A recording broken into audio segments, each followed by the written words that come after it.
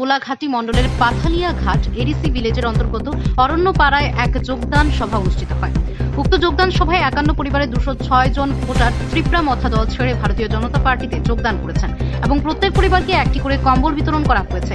এই অনুষ্ঠানে উপস্থিত ছিলেন ত্রিপুরা প্রদেশ সাধারণ সম্পাদক বিপিন দেববর্মা, এমডিসি বিদ্যুৎ দেববর্মা এবং এমডিসি সঞ্জীব রিয়াং, গোলাঘাটি মণ্ডলের মণ্ডল সভাপতি রামকৃষ্ণ সাহা সিপাহীজলা, উত্তর জেলার সাধারণ সম্পাদক রাজেশ দেববর্মা, জেলা জনজাতি মোর্চার সাধারণ সম্পাদক গোবিন্দ দেববর্মা, জনজাতি মোর্চার সভাপতি সমীর দেববর্মা সহ অন্যান্য নেতৃবৃন্দ। আলোচনা করতে গিয়ে প্রদেশ বিজেপির সাধারণ সম্পাদক বিপিন দেববর্মা अंग्रेजी नए साल का बहुत ढेर सारी शुभकामनाएं भारतीय जनता पार्टी की ओर से।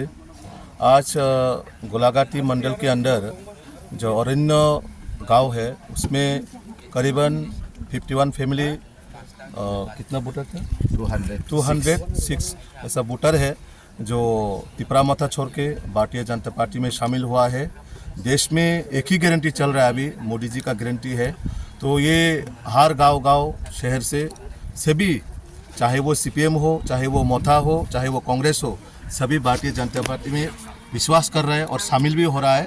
और हमारा देश के यशस्वी प्रधानमंत्री नरेंद्र मोदी जी और हमारा राज्य के माननीय मुख्यमंत्री प्रोफेसर डॉक्टर मानिक शाह जी के नेतृत्व में जो सरकार चल रहा है, जन कल्याण सरकार चल रहा है।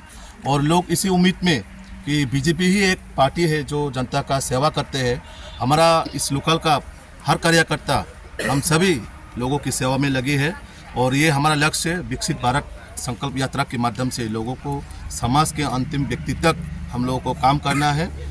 इसी विश्वास को आगे लेके भारतीय जनता पार्टी लोगों के लिए काम करते रहेगा।